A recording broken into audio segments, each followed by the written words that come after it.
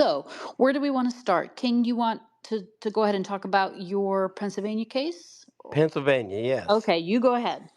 Okay. The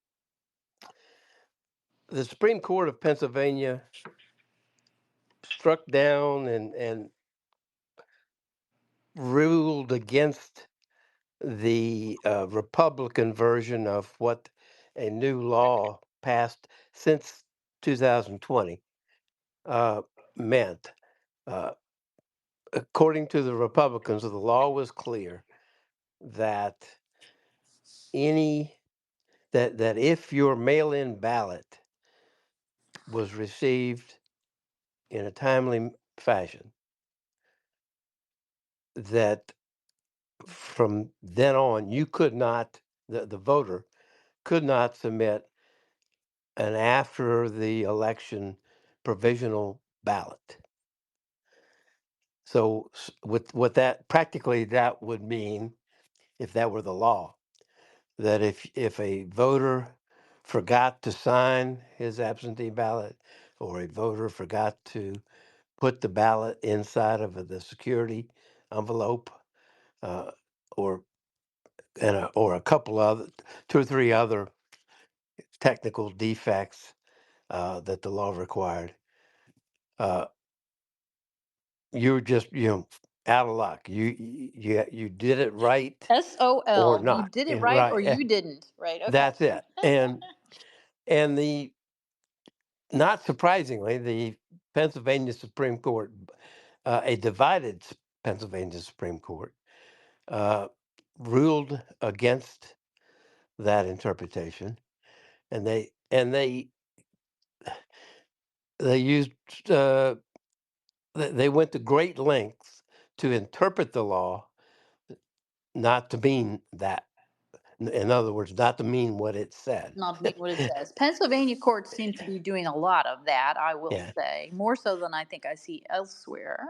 yeah. They've grabbed this clause from this other section and this other clause from another section and pieced them all together and said that's not really what they meant. So you lose. Republican plaintiff. By the way, and this happened.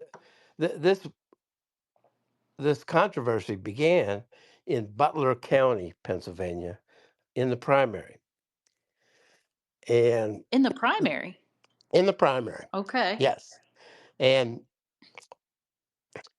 the losing side, which is who was the Republican National Committee, uh, tried to appeal it to the Supreme Court, and this past week the court denied it, leaving the Pennsylvania Supreme Court decision in place. Uh, an interesting sideline to that, uh, Justice Alito appended an explanation saying that in the procedural posture of that case was that the only county affected was Butler County, and two of its clerks were parties to the case. And even if we taken the case and reversed the Pennsylvania court, uh, it it wouldn't apply to statewide. So it's kind of useless to even look at it.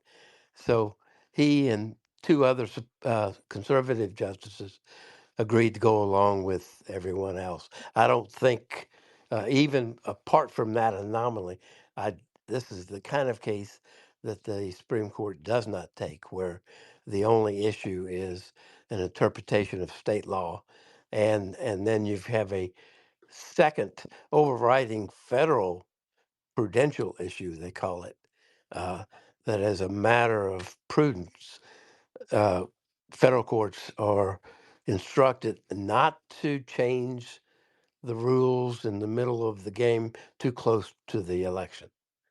So this would fit in that category as well.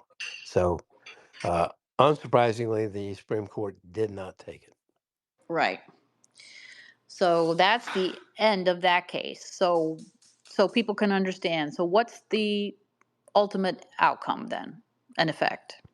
The ultimate outcome is Pennsylvania will do provisional ballots like everybody else, uh, despite the fact that the Republicans thought they had a deal.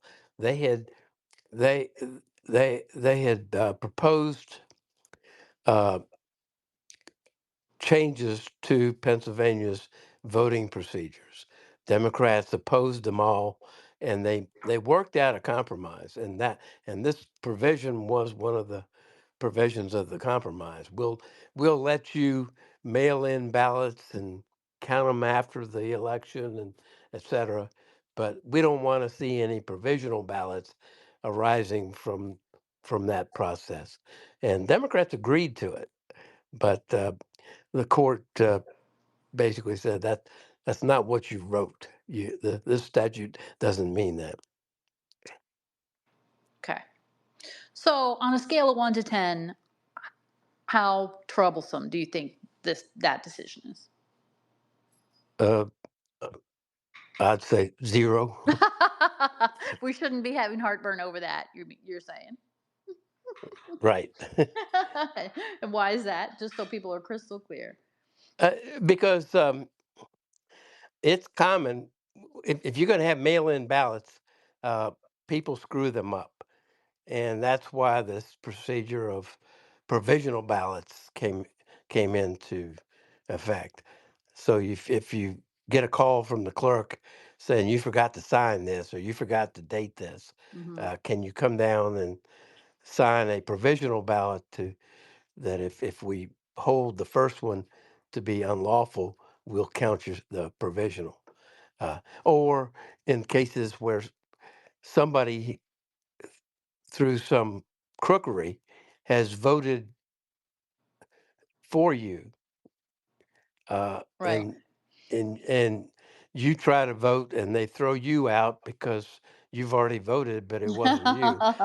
Right. They will they'll let you sign a provisional ballot and work it out later as to whether your ballot is lawful or the the first one that they got. So provisional ballots are in that sense a good thing.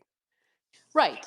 There are lots of reasons why there are. The provisional balloting is a good thing, it turns out, in this Virginia case, too. So, but I interrupt you. Go ahead. No, that's all I had. Okay. All right. So that case, I mean, it went all the way to the Supremes. The Republican National Committee, obviously, they really wanted to do something with that case if they could, right? But I agree with you. It's kind of not the end of the world that they didn't win that one, right? Yeah, uh, from the Republican standpoint, I think what we see in that situation is the after effects of some of the more sketchy things that happened in The 2020, last time, yes. the So, last time, because there you had y- um, there was some fear that the Democrats were using provisional ballots as a way to pad their votes. They're using provisionals in a way that wasn't uh, uh, right under the law. I'm not sure exactly how. I right. just remember seeing that somewhere. Right. And we talked about this on our thread. It from a conceptual point of view, as people who are right of center, let's say there are ballots that come in and there is some technical defect with them. Um, the way the law works, lots of places, is those, if there's a problem and they're not accepted by the election judges or whoever's in charge of making the determination, whatever title we give that person, because that's different everywhere across the country too. But if those people decide this one has to be set aside, a lot of places, people, poll watchers from the parties are allowed to see those, and they can go out and grab Mr. So and so, Mr. XYZ, who voted for your candidate, let's say in our case, the Republican candidate. And and as long as the polls are still open, they can bring that voter in and that voter can cure their um, ballot, right? So the thing about provisional voting is the idea is that that's your ballot. For some reason, you're not registered, or there's something else, some other reason why maybe you can't vote. Maybe you're not eligible, but you're claiming that you are. And so you cast a provisional ballot, and those get sorted out later. Whereas the cure idea is that you already voted, right? But there's some defect with your ballot, and so you should be able to fix that as long as you do that within the time that the polls are going to be open anyway. There was an issue in one of the states, maybe more than one, the last time about only voters from a certain party Right. were getting We're called, we're being and told that they and, could come and cure and, their defective vote. and Right. Right. uh, Yeah.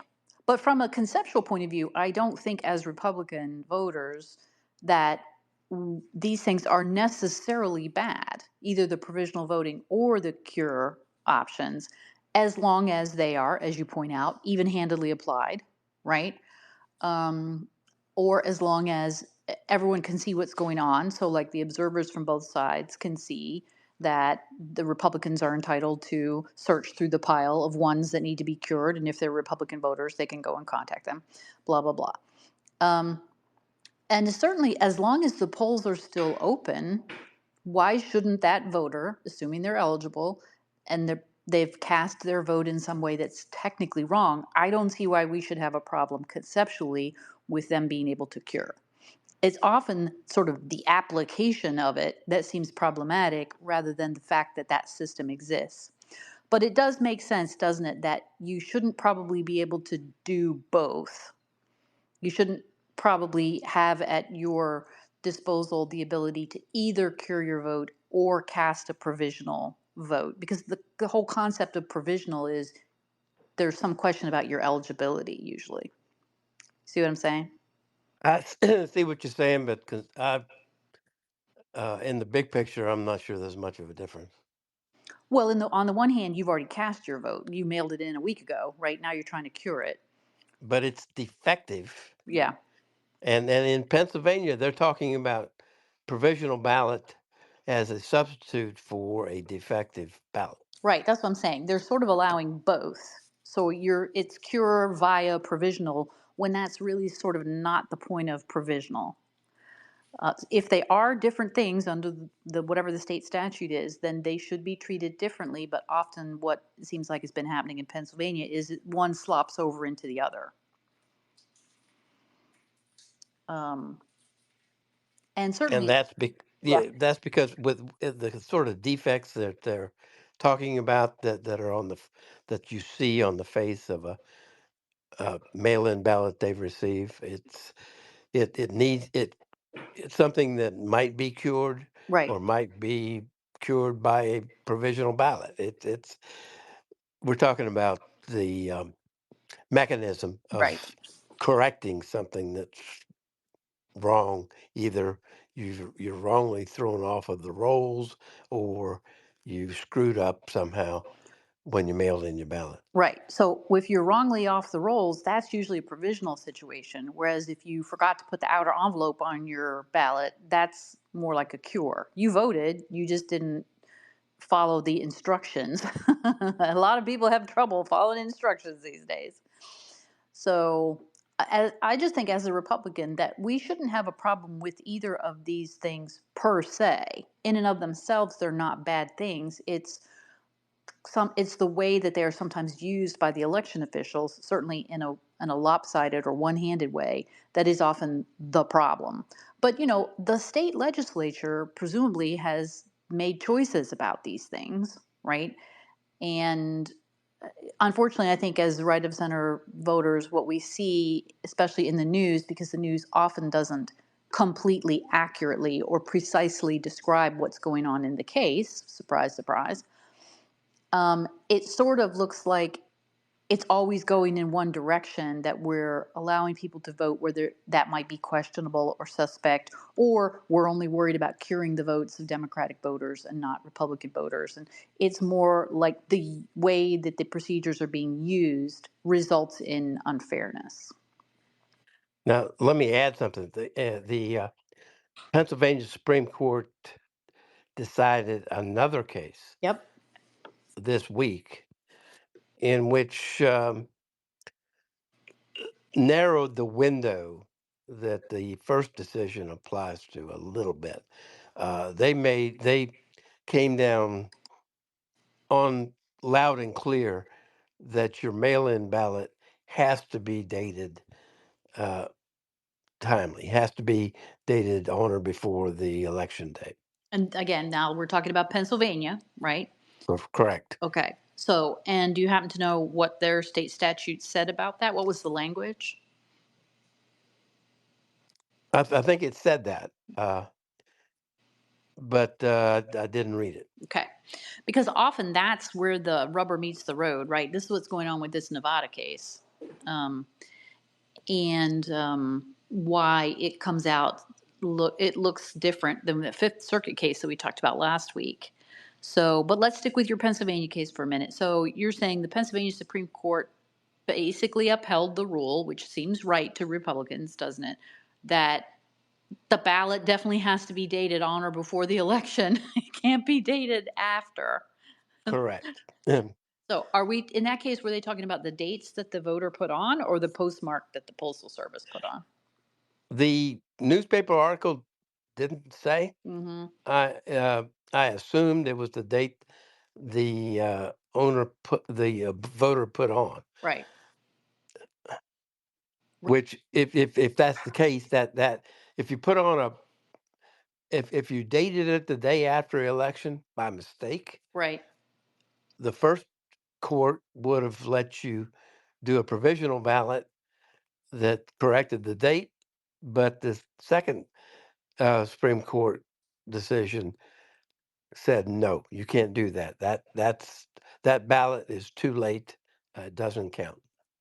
Right. Which would make more sense if it was the postmark rather than, let's say, handwritten date that the voter put on. Because as you say, that could just be an error, right? We've all done that.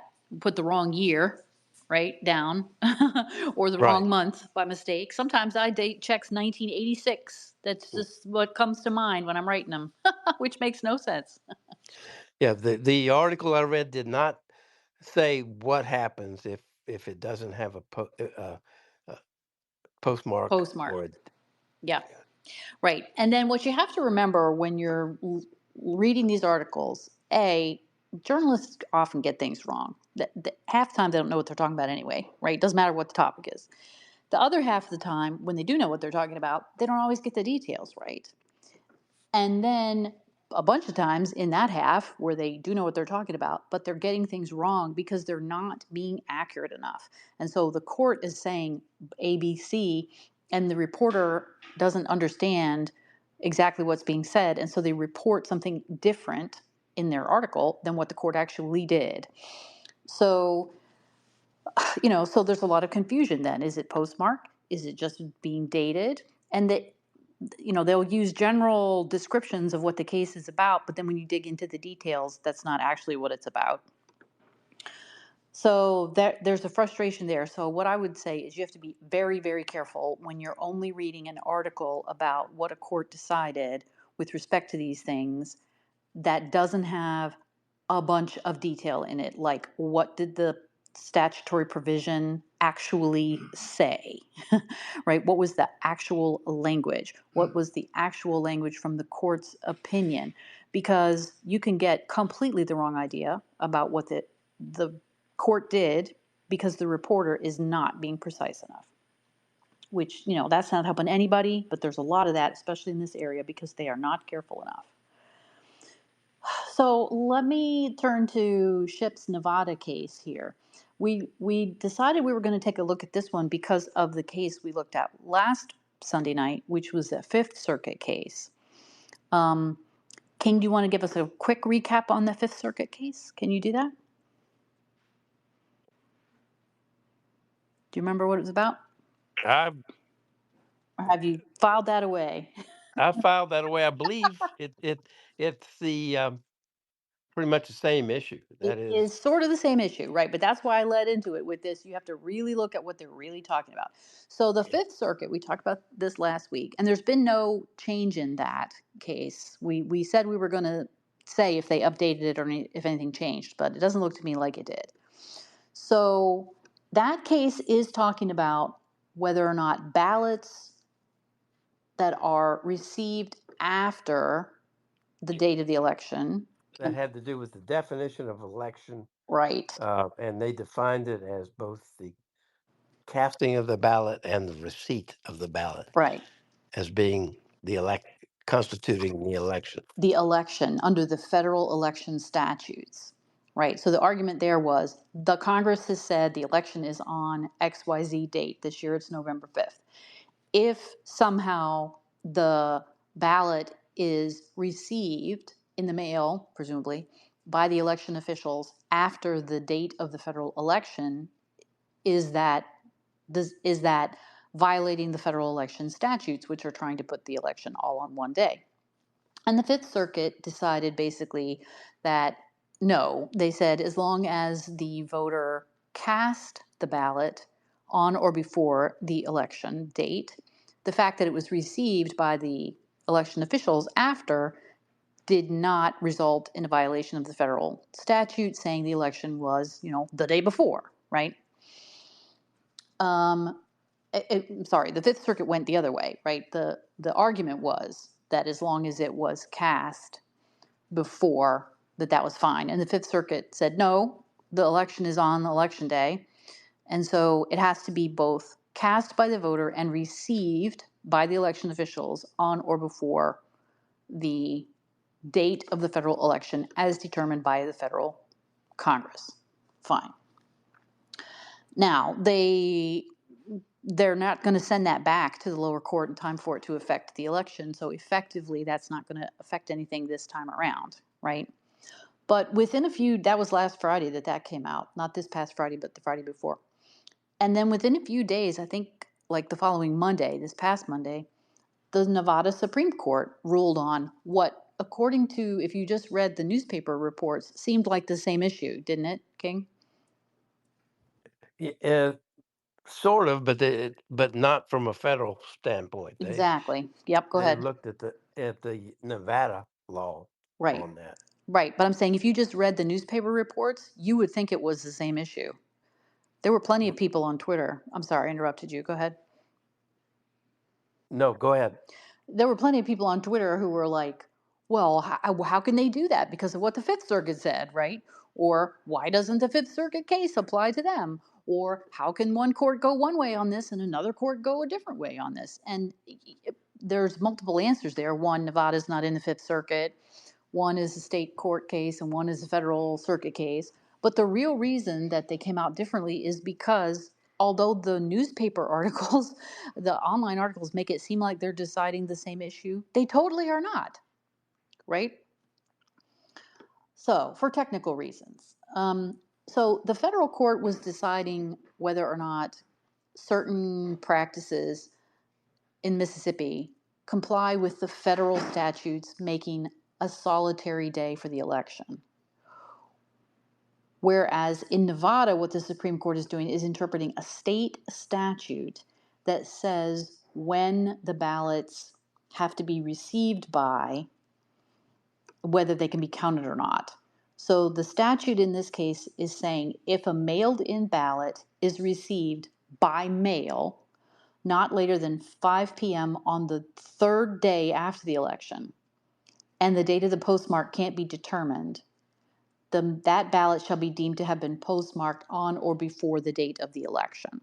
So Nevada's Supreme Court is letting Nevada election officials accept ballots up to 3 days after the election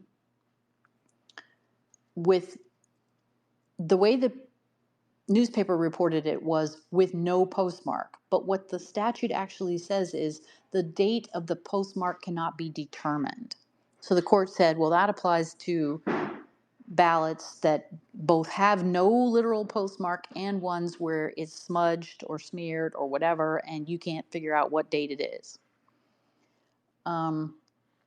So this court is not talking at all about whether or not this complies with the federal statute that mandates that we have election all on one day, right? They're only looking at Nevada law. Now, King, I know you haven't looked at the opinion, and I've just pulled it up because we gave Shipley this homework to do, not us. But um, I, I don't see anything in here. You tell me if you read anything different that would indicate a federal ruling here where they could take this up to the U.S. Supreme Court. It looks like a straight up interpretation of a state statute to me. You could take it to the Supreme Court on the same, theoretically. You have a federal issue, which is the same issue that the Fifth Circuit ruled on. That is, does federal law preempt that particular statute? But probably would not be uh, looked at, taken up by the U.S. Supreme Court, because apparently the Nobody argued but that yet. nobody argued that in the lower court. Right, You have to preserve your arguments if you want to go to the Supreme Court, right. and you also have the federal policy announced in the Purcell case that says federal courts, we're not we don't want you to change the rules close to an election. It's in certain cases the federal law does govern certain parts of the rules, Yeah, but let's not change them in the middle of the game. Let's do it well ahead of time. right. And this court cites Purcell. Purcell is a U.S. Supreme Court case from 2006 saying that the public has a strong interest in exercising the fundamental political right to vote, and that gets thrown into chaos if the election officials are changing the rules left, right, and sideways, especially close to the election, right? So Purcell often gets cited by both sides of whatever argument is being put in front of But the court. but if you're going to do what the Fifth Circuit did, which is create a hold that the federal law, under the definition of election, governs when ballots have to be cast and received Under state law. under state law, and any state law that varies from that federal principle are preempted and void. That's basically what the Fifth Circuit held. Uh, that that definitely changes the rules in the middle of the game, Right, because this election's been going on for a month or two. So I don't think any court, particularly the U.S. Supreme Court, would touch something that is that broad and that different compared to past case law. right.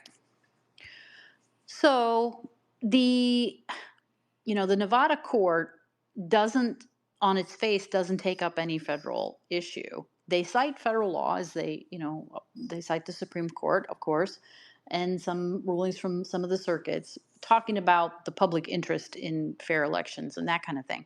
But they're actually interpreting a Nevada statute.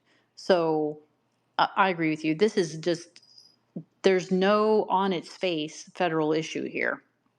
And although you might be able to construct one, um, that hasn't been argued in this case or presented to the lower courts, even if you did do that, this just seems to me no chance that the Supremes would take this. So, um, in a normal case where there's not this overlay of federal law like there is in election law, if a case is basically an interpretation of a state statute, then you have almost no chance of getting the Supremes to take that case because they don't think that they have any jurisdiction to.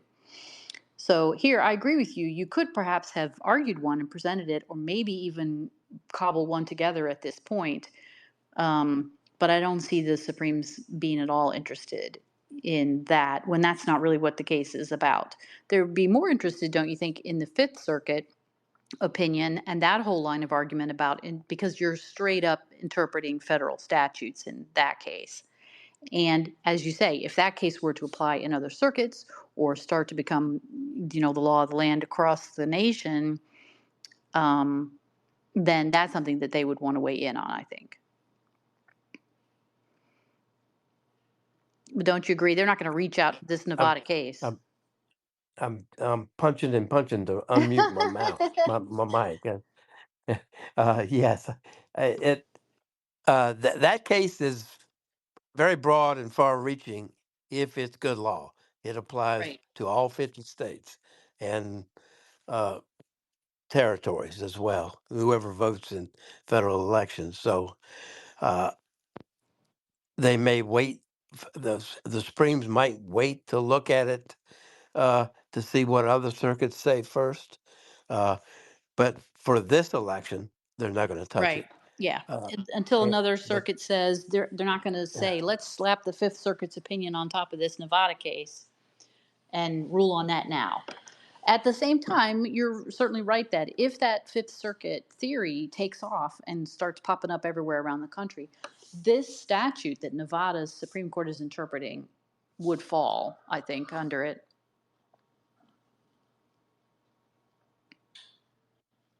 uh, step back a minute. Well, all of these, uh, this litigation we're looking at, and there's a lot of it, way more than normal. And I think it's a spinoff of what happened in 2020 Yeah. when these kinds of issues were being raised after the election. Right.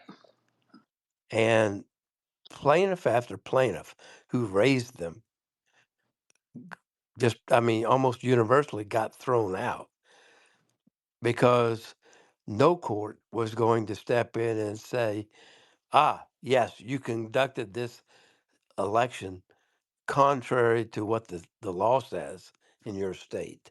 So I'm going to throw out the whole election or throw out all of the mail in votes or something crazy like that.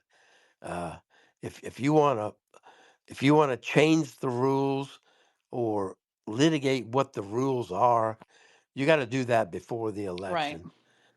Otherwise, you've lost your chance. Right. And so you run into this, well, you waited too long to do it. But then the Purcell theory is, yeah, but you can't do it right hard upon the election either because you're throwing the rules into chaos. And so it's sort of a catch 22. You have to identify the problems with it before, in enough time to be in advance of the election to avoid the Purcell problem that you're changing the rules by which voters have to go by. Um, but I've often wondered to myself, okay, but how are you going to, unless it's a new state statute, in which case I expect the Republican National Party to pay attention to that and figure out if they think it's adversely going to affect right of center voters, right? But barring new statutory provisions, you often don't know that the Secretary of State or the Board of Electors or the county clerk or whoever it is in whichever state you're in is in charge of the elections. You don't know that they're doing stuff that you don't agree with until the election starts getting going. Do you know what I'm saying? And the courts will listen to you if you don't sit on it and Right. wait. If you see something that is contrary to the statute, and you think they're not following the law, don't Oh, wait you around can't a few wait. Right. weeks. Yeah. You got to pipe up Don't now. wait Yeah. around. You got to do it Right. now. Yeah. Right. So you have to navigate this carefully if you're going to be litigating it because you can't try to change the rules too close to the election. That's Purcell. You can't wait until after you've lost because then that runs you into a whole ton of standing and other problems. So you really have to have the kind of argument that the a board of electors or whoever's in charge of the rules that they are the ones that are changing the rules too close to the election. That's a more winning argument, Yes. right? So here, speaking of standing, the RNC struggled to get the courts to agree that they had standing, um, but the Nevada Supreme Court basically said, well, We're going to assume, without deciding, that the RNC did demonstrate standing under what's called the competitive injury theory. They rejected the what's called the diversion of resources theory. Um, so these are theories of standing for political parties, usually, sometimes the candidate, um, because the courts continue to struggle with understanding why the people who are actually, the ones doing all of the election stuff on behalf of the electorate, how it is that they can be bringing these cases, which I continue to be frustrated by.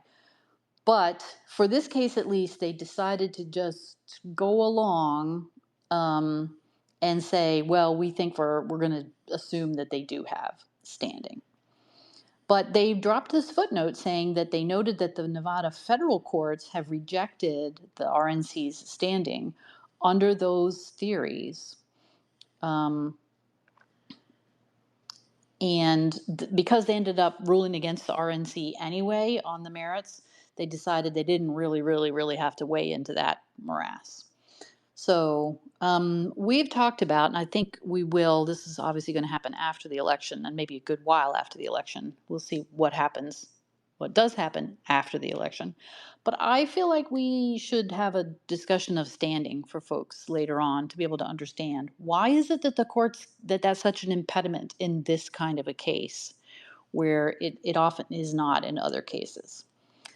So, but for whatever reason, Nevada decided not to, they didn't want to worry about that. But your point about bringing your case, don't sit on your hands, is what the legal, uh, equitable uh, description often is. To bring your case brings me around to the Virginia case. So in Virginia, There's a Latin word you're missing here. uh huh, Latches. laches, right? Latches, yeah. Laches, right? Um, so there's all these great expressions in the law for the Latin phrases because we're not the erudite scholars that we were in centuries past, and so equity has a lot of sort of colorful expressions. So to get equity, which is basically equity in the law, uh, is very different from what we talk about in pop culture now about equity versus equality, right? The libs have sort of commandeered this word of equity, and it means, equality of outcome rather than equality of opportunity. But as lawyers, equity is the idea that sometimes the strict application of the law produces unjust results. We saw that with the squirrel this week. King, did you see this about this poor little peanut squirrel? Peanuts, yes. Oh my God. Uh, sad, sad. Rest in peace, Oh my Peanuts. goodness, unacceptable. So, yeah, the strict application of the law means that a judge issues that search warrant. But, everyone can see for themselves that that's absurd and unjust, right? Based on those facts. And you don't do a 5-hour search of these people's home and toss all of their belongings on these facts. That's ridiculous. So the law over time, centuries ago, developed this idea of equity, which is principles that the law applies when the strict application of the law produces an unjust result. And so equity is a good thing. It's part of the tempering of mercy of the law. Um, and so the funny phrases that you see in the law often come from the equity side of the court. So you can't sit on your hands, meaning you have to bring your case, like when the bad shit happens, you have to run down to the courthouse. You also can't have soiled hands, because you can't be a bad person coming into court having done bad things and then expect the court to do good things for you. Um, and so I have a lawyer friend, who would often, when describing the other side's argument, when they were asking for injunctive relief or some kind of other equitable relief, he would say that the party had soiled hands because they had sat on them too long. That's good. I was always like, I don't know what the judges are going to think of that argument, but okay. He thought he was being clever. So, all right. So in Virginia, this is an issue, a little small part of the situation. I'm sure everyone saw in the news that the Supremes did grant the stay in the Virginia case. And the reason for that became more and more clear to me the longer I looked at what was going on with the case. So let me pull out my notes here. So this Virginia case, King, jump in anytime with questions since I'm doing the facts now. So this Virginia case is actually a consolidated case, and the media wasn't very clear about reporting that either. So the state board of electors and the election officials were sued by a couple of voters groups. I think the League of Women's Voters and some immigrant voters alliance type groups, and they sued the state because of this program that Virginia has put into place. Now, the program is based on the statute that was passed and signed into law by Tim Kaine in 2006. And the state statute basically says if the state determines that the person is not a US citizen, they can be removed from the voters rolls, voting rolls registration. But there's a process for doing that, for removing them, and the person gets notice and they have a chance to object to it, and if even if they ignore it and then get taken off the rolls, they can re-register if they come in and show that they are indeed a citizen.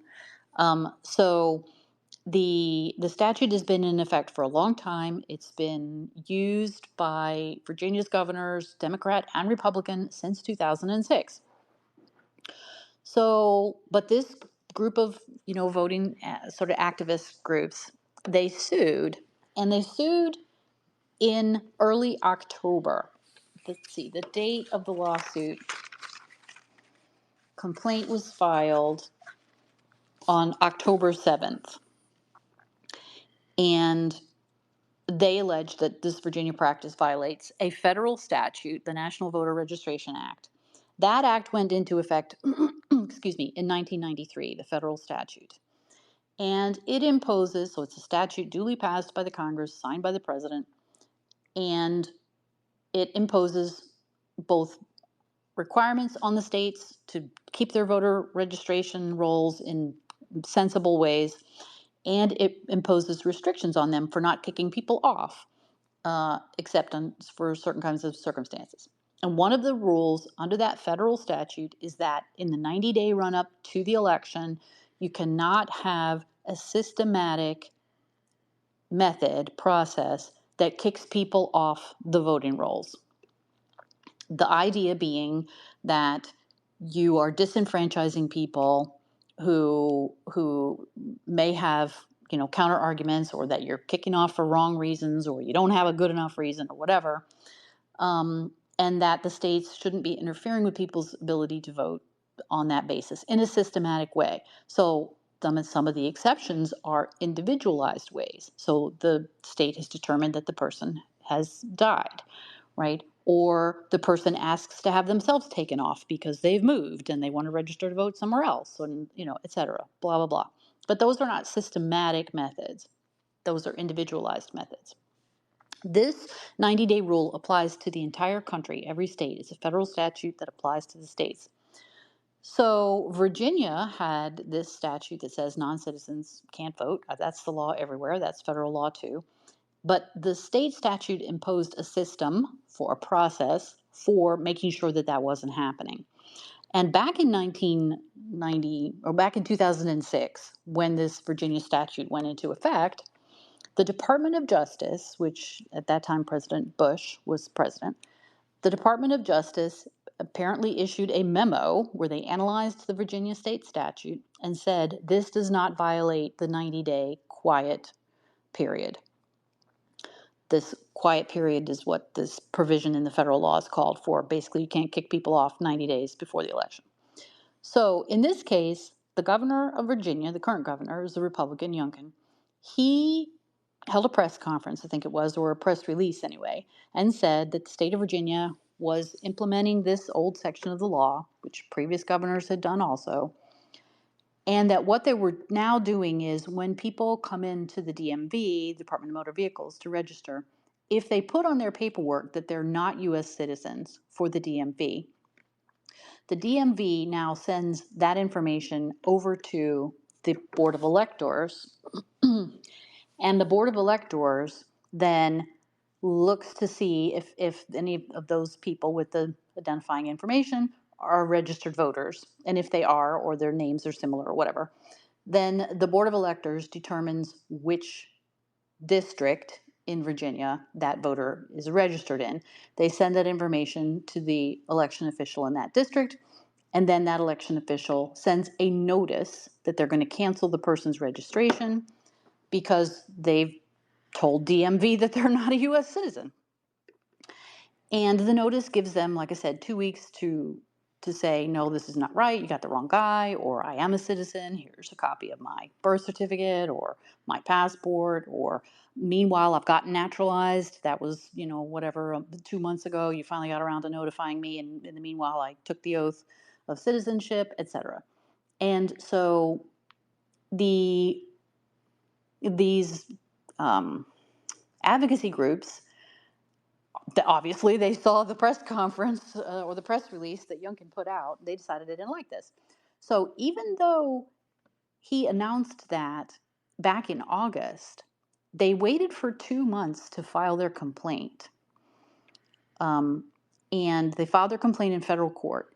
And I think they caught the DOJ unawares, King, because DOJ then also filed a complaint based on the same facts a week later. They filed on October 11th. Well, 4 days later. So I think they caught them flat footed. What were you going to say, King? Flat footed, or did they get a call? Yeah. Who, DOJ? Yes, if DOJ, the Civil Rights Division, they're particularly during election season, they work overtime. Right. So this is not something that would have slipped by their noses without them, having meetings and deciding whether they needed to do something. Right. But it Uh, doesn't look like they I coordinated because then why would they wouldn't have waited? no, I think they probably decided to let it go, Right. and but then uh, somebody might have rung their bell a little bit after the first suit got Oh filed. yeah, for sure. They either didn't know about it and it got brought to their attention, or those voter groups were trying to get them to file and DOJ said we're not going to, and they were hoping that these people wouldn't either. And then when these voters groups hauled off and filed, the DOJ then they don't want to sit back and and not Right. do it too. And the complaints read very differently. So and the relief that's asked for is very different. So the newspapers were all jumping up and down about how um, the the judge who ultimately held the hearing and issued an order, she ruled that not only could they not use the Virginia program going forward, but that they had to put people back onto the voters' rolls that had been taken off even before the 90 days started. So Youngkin, as part of his announcement, said that what they had done is they had taken a period of time. I think it was the preceding year, so like from August of 2023 to through July of 2024, and they had tested those people too, whether all the people who had within that period of time given DMV some indication that they were not U.S. citizens, but they had ordered that before they be put on this list of people that get sent down to the county districts to send out the notices, they ran all of their names through Department of Homeland Security's records, which is publicly available database, of people who had since become naturalized citizens. So they double checked to make sure that if the person in 2023 had said they were not a US citizen, they didn't want to include them if, 4 months later they had taken the oath of office, right? Or I'm sorry, the oath of citizenship. So they excluded, I guess, they don't actually say whether they found anyone in that situation, but they said they double checked to make sure the person had not since become a US citizen. And that amounted to 6,300 folks, I think, that they took off. Well, these advocacy groups asked the district judge just to find that the whole program violated the federal statutes and to reinstate everyone who'd been taken off the rolls. DOJ did not ask for that. They asked for the judge to order that the program was unlawful, but also to only require Virginia to put people back on the rolls who were had had this done to them within the 90 days. So the district judge, she just took everything that these advocacy groups said and ran with it and ordered that even if it was outside the 90 days, that the names had to be put back on the list. You with me so far, King? I am. Yes, So you're doing oh, well. thank you. So I'm not at all surprised that Youngkin was like, I can't do that. This is violation of Virginia law. I can't put people's names back on who we think are not U.S. citizens. How in the world, could the governor do that or direct the election officials to do it? So they took that case up to the Fourth Circuit. But one thing I thought was very interesting is, King, tell me what you think of this. It came out afterward that DOJ had written that memo in 2006, not only saying that the Virginia statute wasn't a problem under the federal statute, but saying that this was not a systemic program for taking people off the voters rolls because it was done on an individualized basis by people who, one by one were telling the DMV that they were not citizens. But do you think that memo made it into their complaint? Uh, it should It have. didn't, though. It absolutely should have. Yeah. Yeah. How much you want to bet that the current folks over at DOJ Civil Rights Division didn't even know about that memo from 2006? Uh, uh, they should They have. should have. Uh, They, they absolutely should yep. have. And I'd be surprised if it wasn't pointed out to them by somebody. Maybe not until after they filed their complaint, though, because You think so? yeah, it only Yeah. surfaced in the media after. And people often say this to me. They used to ask me this when I was a defense lawyer. Well, like if the prosecutor declined in their case, they would they would come back to me 5 years later and say, "Can I get a letter from them saying that they declined to prosecute me?" And I was like, no, right? They don't send you a letter saying we declined to prosecute you. Now, in some cases, especially white collar cases, if you are involved in a long discussion and debate with the government and you make written submissions and there's a lot of back and forth between you and the prosecutors, you might get a letter or a email from the prosecutor at the end of like 2-year investigation saying we've made a determination to decline in this case, right? So that does happen.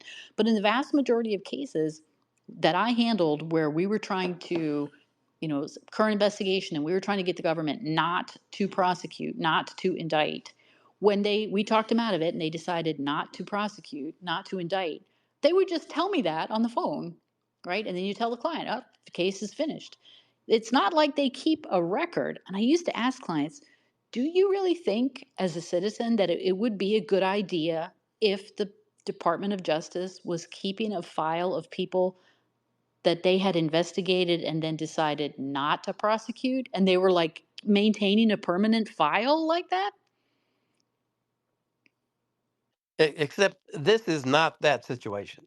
No, This I in this agree. this, I agree. But this is entirely this is a you're asking a yes, governmental for an agency interpretation. Yeah, I for know. a legal interpretation, and specifically whether they thought that the Virginia law has been overridden by the federal law. Well, the federal law Uh, was already in place, so it yeah, was whether whether the it was a Virginia violation. law Yeah. is somehow violates the federal law and therefore is null and void Right. So I agree as with being you. preempted. It's not the Yeah. same thing, but it's indicative of how these government divisions, even at justice, they don't keep their files this way, right? They don't. They should have, but they don't. Apparently, have a file that says, "Here's all of our interpretations of this all the states that have asked us whether this violates the thing, and we can go to that database and double check. Did we give them advice about this before?" They probably should have that, but they apparently don't. Do we know they don't? No, I say apparently because if they did have it, then surely, surely, surely that would have showed up in their complaint, right? And they would have had to have explained why they no longer held that view or why the facts had changed or something, right? I I'm more skeptical than you. Well, ethically, they would have been obliged to tell the court, don't you think? Absolutely, they should have. But I'm the more I see of what our federal prosecutors have been doing recently, Yes, you know, I know. I I know. I question whether they ever took the ethics Oh, well, yeah, there's that class. problem for sure. But I just know from the dealings that I had with them over more than 2 decades, they just don't keep stuff like that. They should, especially interpretation, I agree with you. But, there's probably been complete turnover in that office from 2006 until now. And so there's no institutional knowledge left in the office probably that, oh, we already gave Virginia an opinion on this. Um, has there been? Because that's one of the sections that you had some old hands Yes. back when I was Yep. practicing. Right. You had old hands there, and they've been there a while. Yeah. Well, it You could did be. have. But, somebody's somethings should be in the fire because you can't file this complaint the way it's written and say this is clearly a violation of the statute. And you don't bother to tell the judge that, oh, yeah, but we told this same state, based on this same Virginia's state statute, that there wasn't a violation 15 years ago, right? Somebody should be in hot water for that, don't you think? I would hope so, but we'll. Well, I think that the Virginia people didn't find that out until after the judge held the hearing because I cannot imagine you wouldn't have put that in front of the judge. Not that it maybe would have done you any good with this judge because she just swallowed hook, line, and sinker what these voters groups were saying. So, so she ruled at the end of October. Let's see, blah blah blah. She issued her order um, on October 25th, and they appealed to the circuit the same day. And she set a schedule for, because all of this is just for preliminary injunction, right? They were asking for immediate relief for the judge to tell the state to stop doing this and put these people back on and blah, blah, blah. So the trial judge said, yes, I'm going to do that. You, Virginia, have to put these people back on the list, and you can't be doing this in the 90 days. And I'm going to set a date for you to actually answer the lawsuit for November 21st. So Youngkin and his people, they immediately appealed to the Fourth Circuit. They filed their notice of appeal the same day and requested a stay. And the Fourth Circuit denied that stay 2 days later on the 27th. And then they turned around and immediately asked for a stay from the Supremes, and the Supremes gave them the stay on the 30th. So the trial judge's order that they have to put these folks back onto the list is not in effect. And the Supremes basically said it's not going to be in effect the whole time the case is on appeal in the Fourth Circuit, and if somebody files a petition for cert with them too. So that order is going nowhere. And that was a 6-3 ruling. And of course, it was the liberals dissenting on the motion for stay. But I really think one of the things that affected it was this. It seems absurd to say you have to put people back on the rolls that you took off before the 90 days even started because you violated the 90-day rule. What do you think of that? Uh, um, but the whole thing was crazy, Yeah, in my mind. yeah, It's absurd to me that the one having given the opinion that what Virginia was doing didn't violate the federal law, and two, the fact that Virginia had taken non-citizens off of the voter rolls, that the federal government was trying to get non-citizens put back onto the voter rolls, even though it would have been a crime for those same people to have voted right, in the federal election, right. is we it's sort of What a have we gone Alice through? in That's Wonderland. exactly what I was going to say. Have we gone through the looking glass? Because how can Yes. any of that make any fucking sense? So, and especially when you see Virginia did the right thing. They checked with Homeland Security to make sure they were not taking people off who had subsequently become citizens. So, but I really think their motion for stay to the Supreme Court was very well done. And they point out that even people who were taken off during the 90 day period or before that, they can re-register anytime. Virginia has same day registration. They can come to the polls. They still will be able to cast a provisional ballot if they've been wrongly taken off, right? Because they had 14 days to answer it, but maybe people moved, maybe they didn't get their notice, right? um, Maybe they were not citizens yet, but they knew they were going to be before the election day rolled around, and so by the time election day gets here, now they can vote. So, but Virginia also pointed out that, you know because of the other procedures that are available in Virginia, taking them off the rolls pursuant to this program was not actually going to prevent people who wanted to vote from voting in this election. That people still had the ability to get back on and vote if they were eligible. So I really think that that's why the six conservatives, didn't have any trouble issuing the stay, even though it appears to be, at least a contested issue whether the 90-day rule is being broken or not.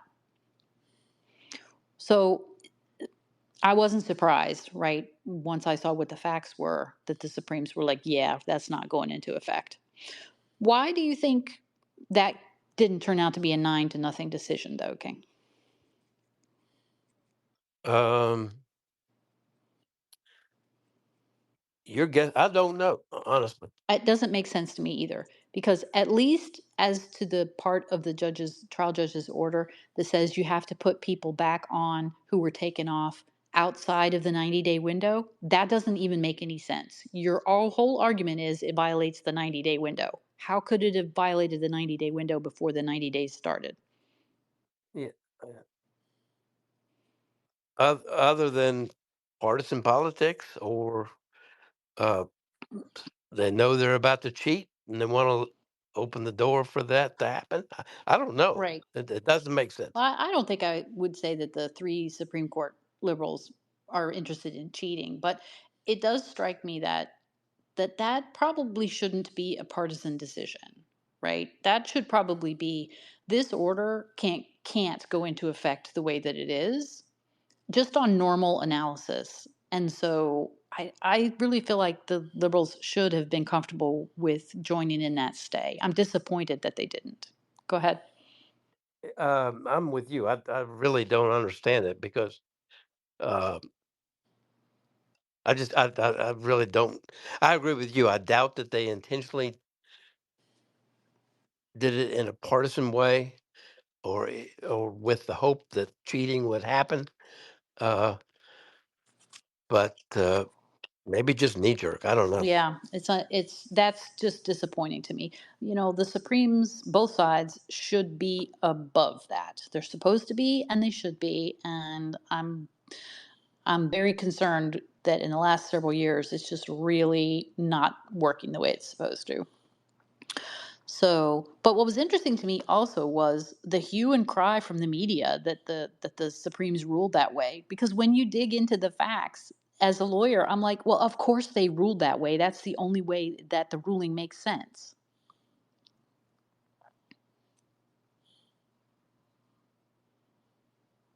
Go ahead.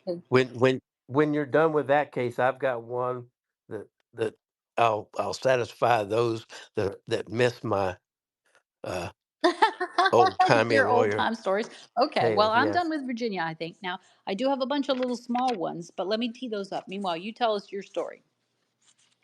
Well, my story was is triggered by there's a case. I forget what state.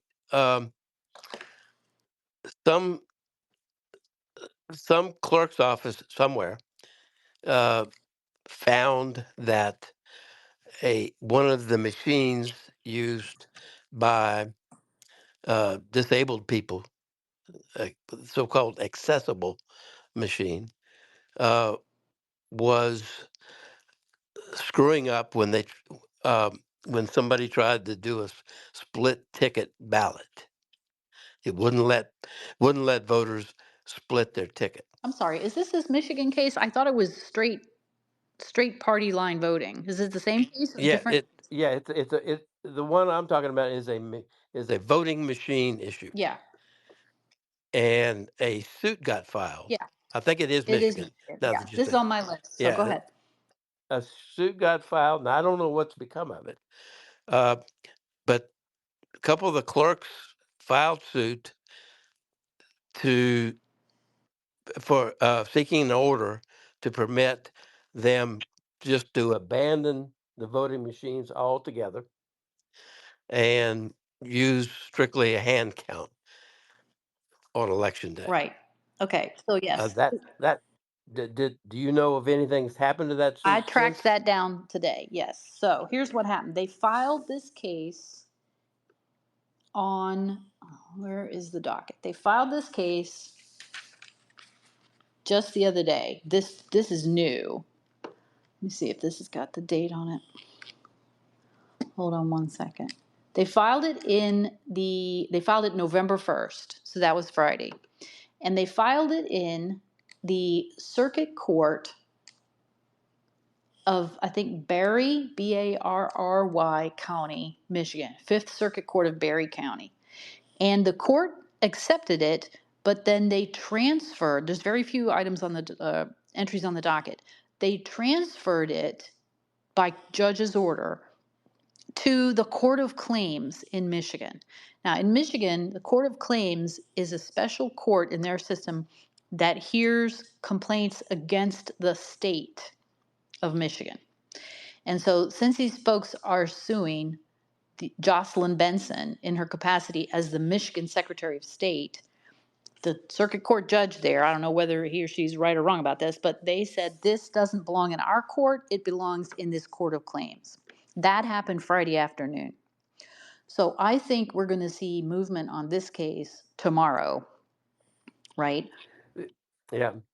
One aspect of that case is really interesting in that the uh, Secretary of State acknowledged that that particular machine, had a problem, and that it was not just in that county's machine. It was not unique to that county, but all of uh, the machines to be used by disabled voters Okay. or blind voters uh, throughout the state had a similar problem, and there was a fix. There was a Like software bug, patch. Mm-hmm.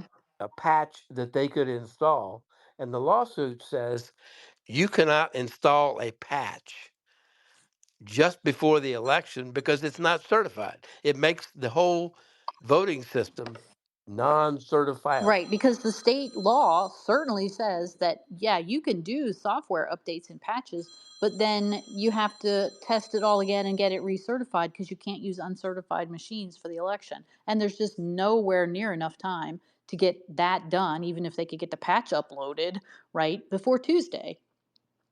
So this is filed by a clerk, a government official in Michigan who, remember in the last election where there was that one county where the votes was highly, heavily Republican county and the votes went to Biden and then they got switched back to Trump, and like everyone knew immediately, yeah, that can't be. And they never explained exactly why that happened. They said it was like operator error, which to me never seemed like a sufficient explanation for, okay, but how did that happen? um, and so it from that instance, I learned a bit about the structure in Michigan. And in Michigan, there's a clerk in each county who's responsible for this, and that's who's bringing this lawsuit. It's not like the parties or like a citizen or anything, although they might be included. Let me look at the no, it's a woman in her official capacity as the Irving Township Clerk, and a second woman in her official capacity as the Township Deputy Clerk. So these are election officials. They have come to the court and are asking the court to declare that there's a problem here. They assert, probably the state will agree with this, that these two women are the ones who have the constitutional responsibility under Michigan law to carry out the election. And how can they do that now that they've got these machines that don't operate properly and can't be certified, even if they can be patched, can't be recertified in time for the election?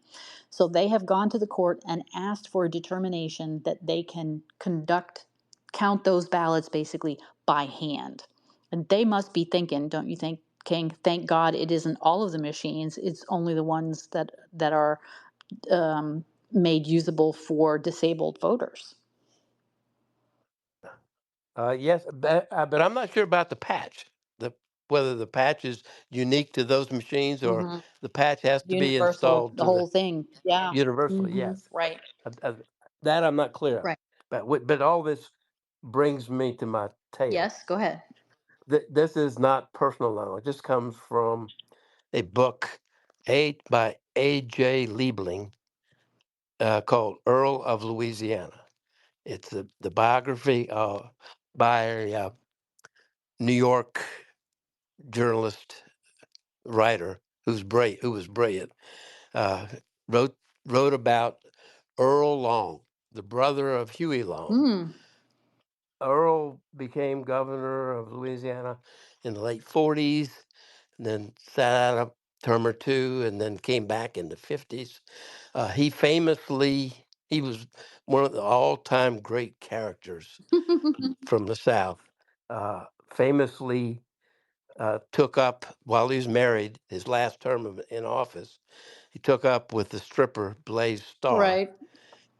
and they made a movie of it, starring Paul Newman, called Blaze. Right.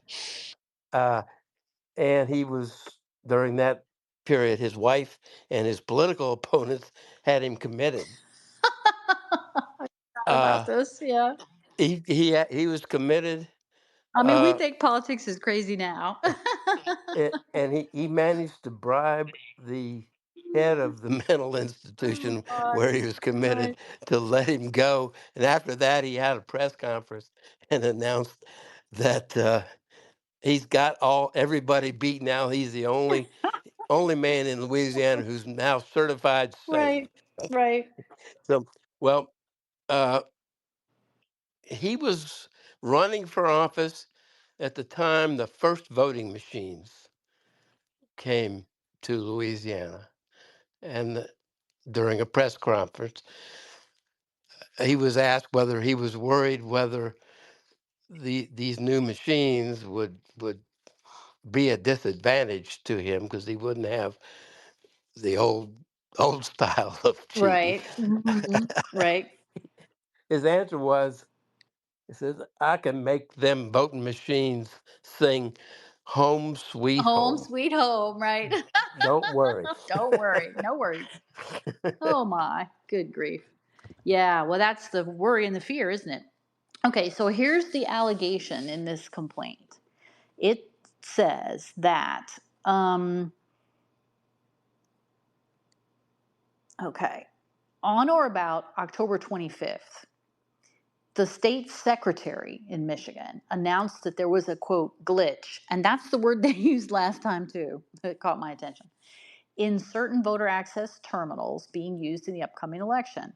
And shortly thereafter, through the Secretary's office, they announced an update on this issue, saying that the Michigan Bureau of Elections has identified this issue that will not stop voters from using the terminals for marking their ballots, but it might make it more inconvenient than normal for some voters.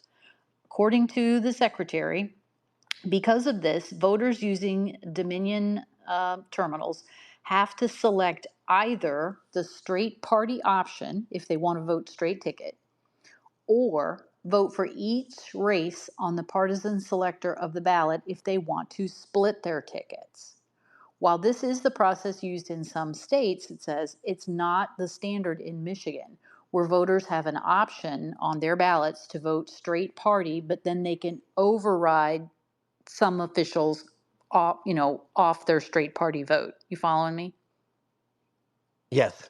Right. So these machines apparently won't allow for that, and if that's the norm, you know, and the way the ballots are set up in Michigan, I can see why they would think that would be a problem. Might be confusing for voters there.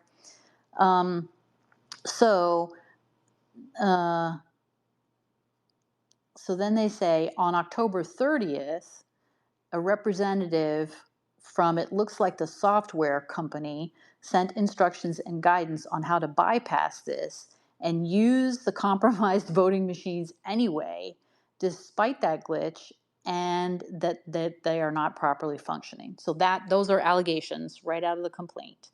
So that's what they're saying the problem is that you can't, the Michigan voters won't be able to vote kind of the way that they're normally used to doing it.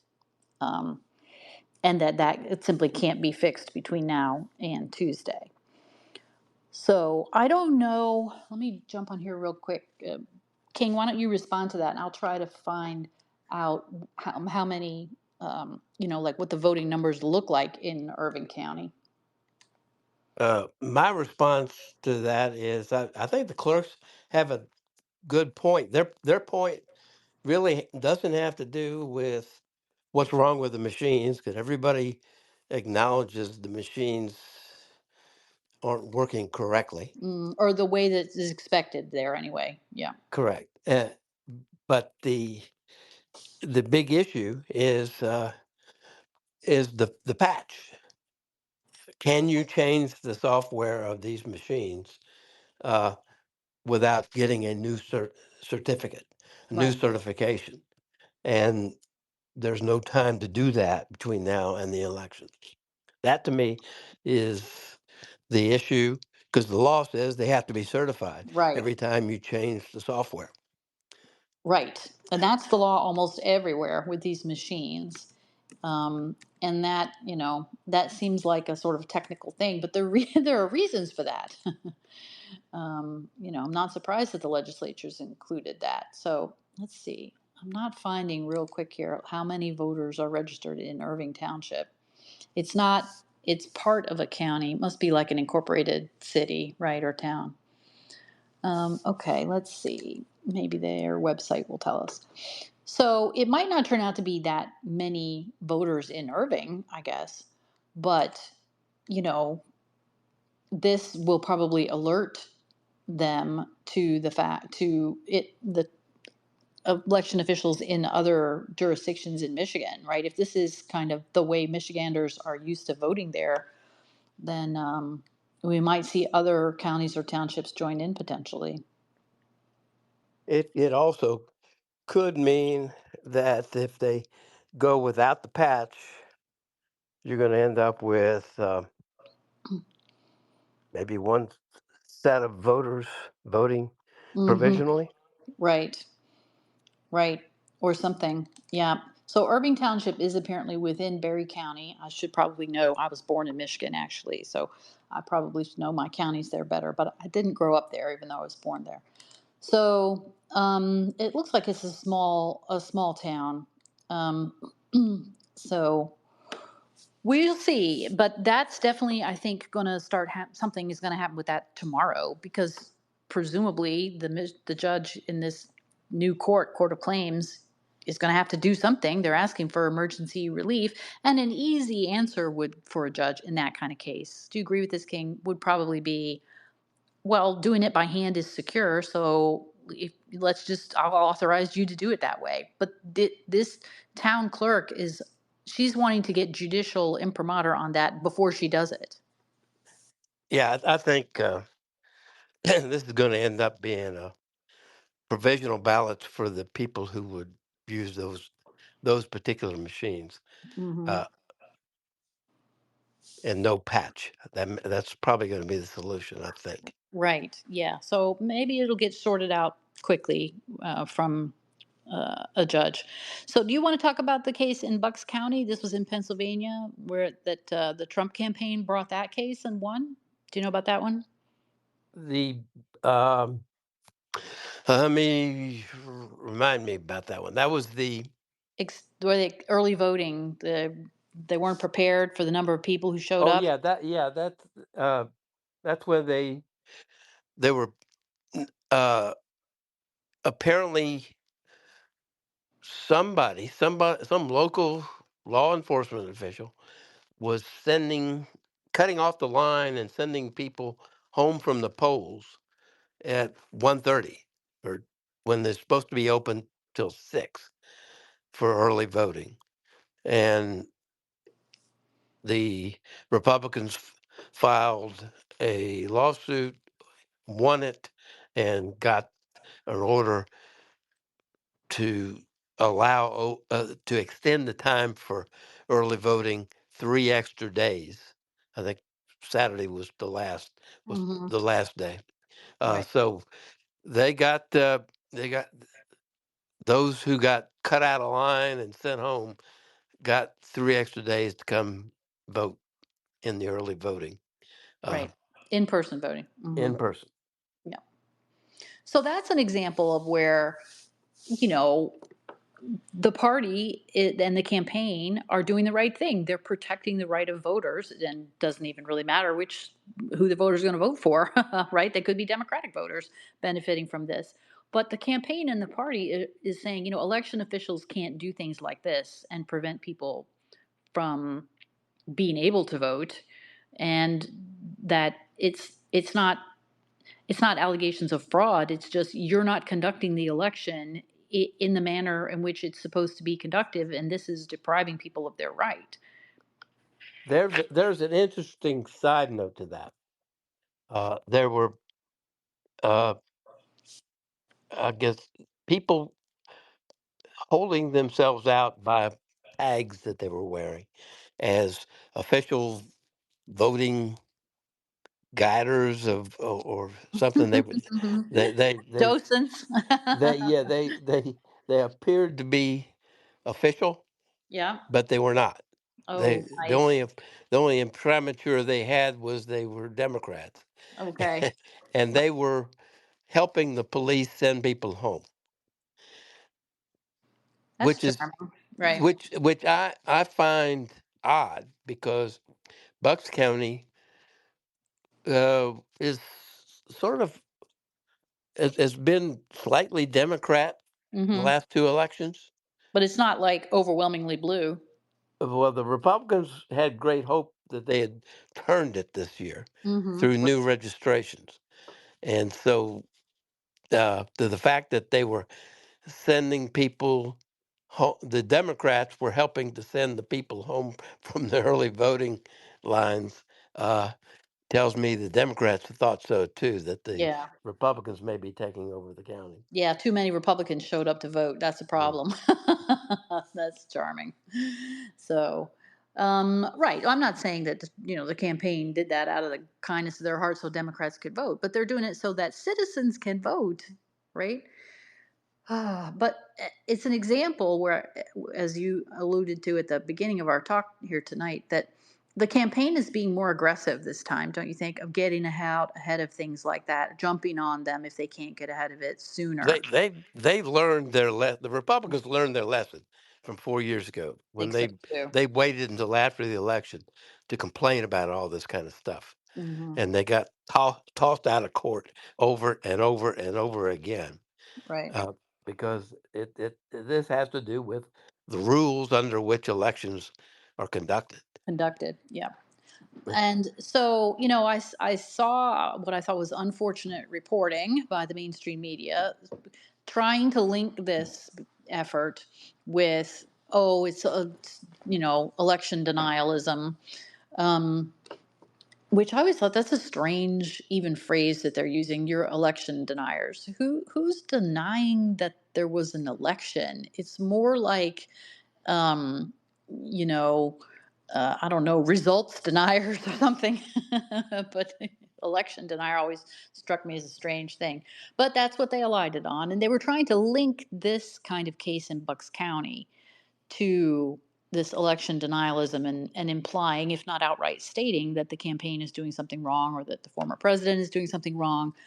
That I think is very, very troublesome. This is a bad development if mainstream media and others are going to start saying that the campaigns, the parties, the candidates are doing something bad by pursuing legal measures for addressing issues in a timely fashion.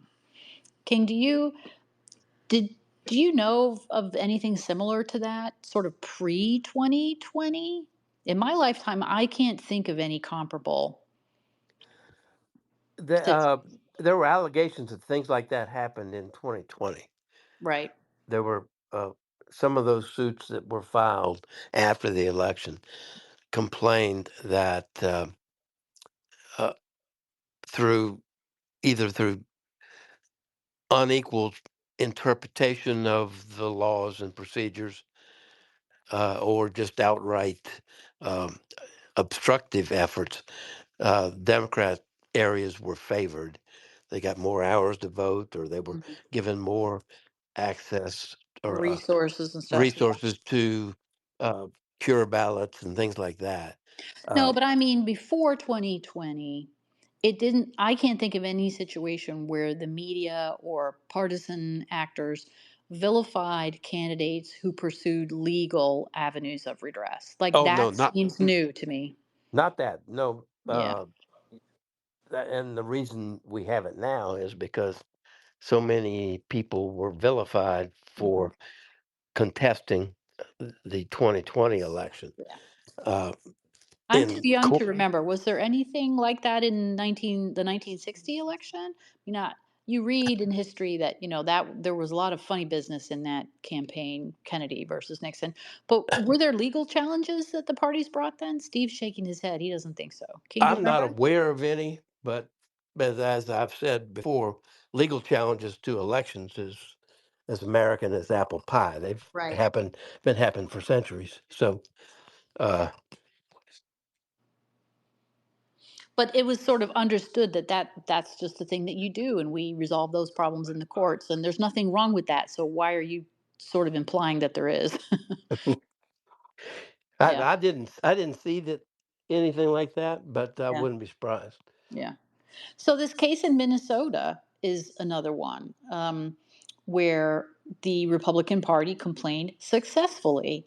The state of Minnesota in their Supreme Court, which I believe is their highest court, um, on October 29th, so just a few days ago, they issued an opinion because the people in Hennepin County were not appointing as election judges.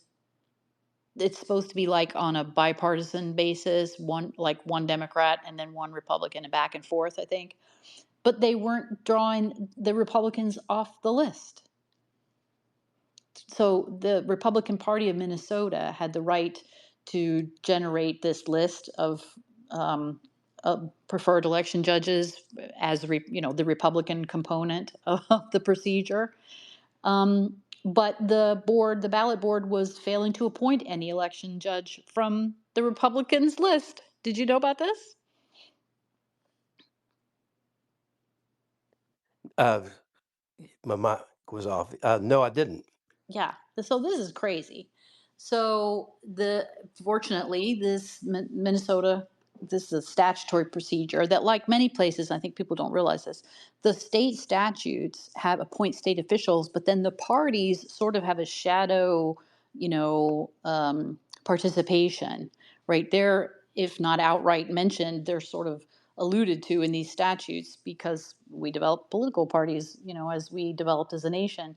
And so it gives the parties, which are private entities, actually, they're not official actors, the right to do certain things or to draw up lists and things. And so that's the way the Minnesota statute reads.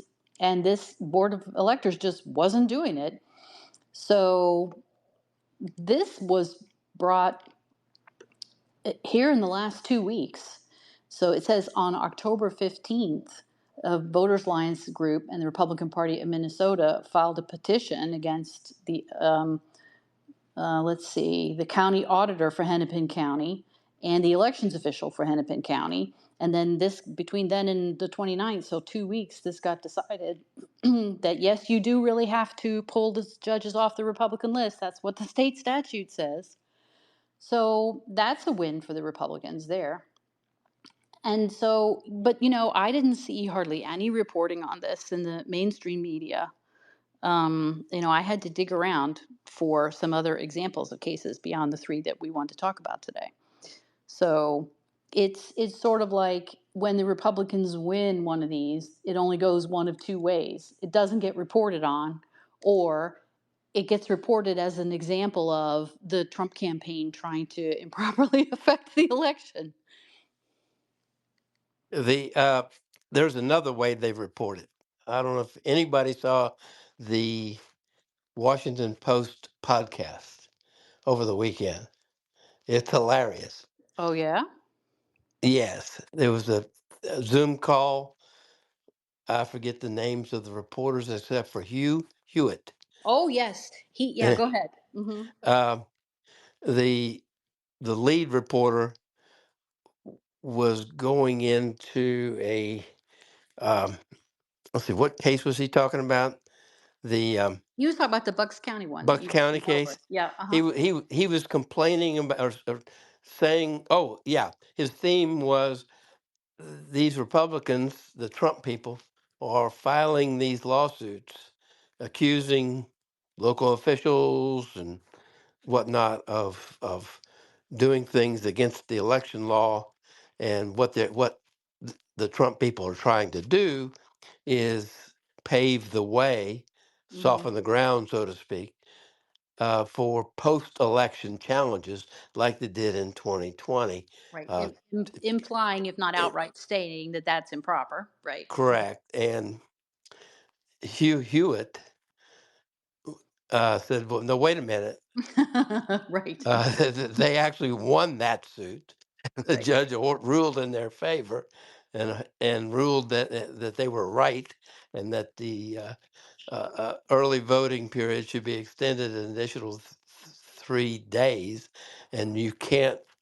It's wrong to suggest that a successful suit because they were right and their rights were being infringed on somehow implies that they're going to contest this election just like they did the last time. And whereupon the lead guy said, "Well, thank you, Hugh. You've been kind of shitting on my stuff over and over." and I and the, he didn't use those words, but he meant it. Whereupon Hewitt pulled the thing out of his ear, said, "I'm done," and he left the program and Right. turned in his resignation. Right, he resigned from being a contributor and writer at Washington Post. Right, because he was totally right about that. They were distorting the import of what it is that the Trump campaign was doing and not providing the actual facts from which the viewers or listeners could determine on their own what was going on.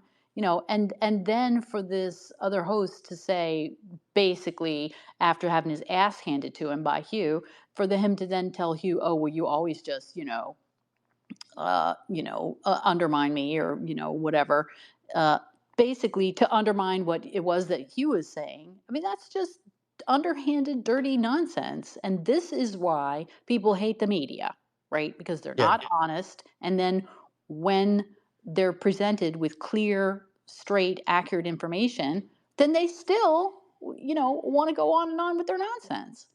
I think Hughes characterization was, I'm done. I'm not going to participate in this ad, this political ad Just political ad. anymore. I'm Right. done.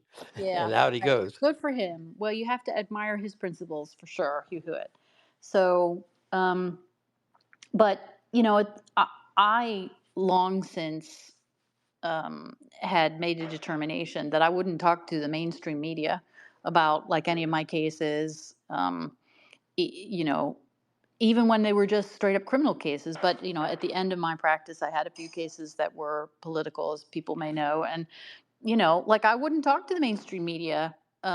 They would email me, they would call my office, and I would just ignore them because there's no point talking to them at this point. Maybe 10 years from now, if they can manage to get their act together and Jeff Bezos can get the Washington Post to stop being so incredibly, absurdly partisan, then maybe we can all get back on the same page where Republican politicians and right of center thinkers and writers can do debates on the legacy media. But right now, there's no point in talking to them because they're not listening. They distort everything that you say. They mischaracterize what you say. They lie about what you told them. They misquote you. It's awful. So I think Hugh's been trying to keep them on the straight and narrow, but I think it's a losing effort. So now, one thing that um, was in the media, and I tried to track down, but this was a bit, I thought, unclear as to exactly what happened. Did you see these reports about the Georgia? Uh, some of the counties had left their or opened their election offices on Saturday for additional in-person voting. Did you see this? I saw that Fulton and about two or three others had done that. Yeah, DeKalb, I think. Yeah, And yeah.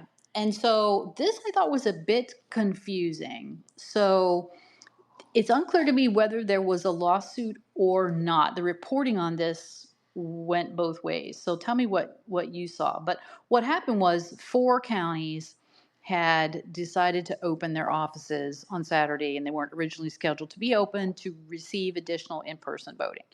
And people noticed that. And then, of course, I don't know why they always do it this way, King. They were not letting the Republican monitors in, and maybe any of the monitors. I'm not sure about that, but definitely not the Republican ones, right? So this got immediately routed around, and some of the Georgia legislators were weighing in on this, even on Twitter, saying, we need to get to the bottom of this, and they immediately alerted the state secretary and so forth.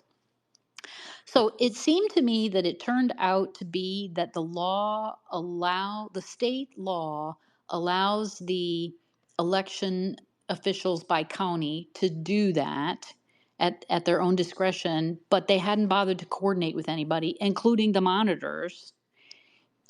And then I saw conflicting reports on Twitter about whether there was a lawsuit filed about that or there not. was a lawsuit filed early Saturday, early Friday, I think, and it they asked for a restraining order, which was denied. And then the last thing I heard about it, you take it to they have one of those systems where you have a duty judge. There's a Yes. judge on duty. So no matter what judge you draw when you file your suit, you take it to the duty judge if you need immediate relief. Well, this got taken to the duty judge. I'm not sure who that was, but the judge denied it. But then either neglected or intentionally didn't sign the order. Right. The, The order writing didn't get certified somehow. it Right. didn't he didn't write denied on the order he refused to sign, and so they didn't have any written order To that appeal. they could Hmm. appeal. Right. So that's, and by the time that I saw that late Friday, I think. So my guess is that's where it it stayed, and they had their 2 extra days uh, in these. It was out of the way uh, places, Hmm. which I don't understand. I don't know how that gains a lot of votes if you select it's a state office or It of was some probably kind. a state office that It's was a going to be open on a Saturday anyway, right? Yeah, Some kind of thing. but if Yeah. it's not the ordinary place people go to vote, Right. how do you get the word out? That's where you have to go to vote. Right. Well, they announced it, but of course. Well, why didn't you coordinate with the state secretary? I mean, how hard could that have Yeah. possibly be? And then to keep the monitors out. This is what makes people not have confidence in the results when you do things like this. Exactly. Yeah. So the Federalist ran an article today about this, and they seemed unsure whether or not there had been a court case or not. And it's interesting because the um, even some of the people quoted in the article who were involved in this don't seem to know whether there was lawsuit was filed or wasn't filed. But Mike Davis, who I follow, and you guys, if you don't follow him on Twitter, you should. He used to be up on the Hill. He was on Senator Grassley's staff. He was one of the key staffers helping Grassley during the confirmation of Justice Kavanaugh. Mike is extremely knowledgeable about federal judicial appointments. He no longer works for the senator up on the Hill. He runs his own nonprofit. So look for him on Twitter and follow him. He's fantastic. Um, he had some reporting. Now, he didn't link to any documents, but he was saying the same thing you were saying, King, that there was a duty judge who ruled on it. So that may be why it's kind of strangely not, there's no documents that I can find floating around, with like the order posted anywhere, signed or unsigned. So it's interesting that every jurisdiction where I've practiced, there has been this concept of a duty judge, but they all call it something else. So Maryland, DC, and Virginia all have this idea, but they all three call it. In Virginia, I think it's judge in chambers. Duty judge is, I think, what they call it in Maryland, and then DC had yet another name for it. But for non lawyers, basically, it's a judge is assigned in the courthouse every single day that the courthouse is open to hear emergency, it has to be decided right this minute type actions. And you file a miscellaneous or an emergency matter with the clerk's office, and you get on that judge's calendar, and you can do this very, very fast, but it does have to be for emergency matters. So it could be that the reporting is just not catching up to that quick and dirty procedure in the courthouse. It was a duty judge that probably the first time in my career I needed something signed immediately. Right. It was a writ of habeas corpus. Oh.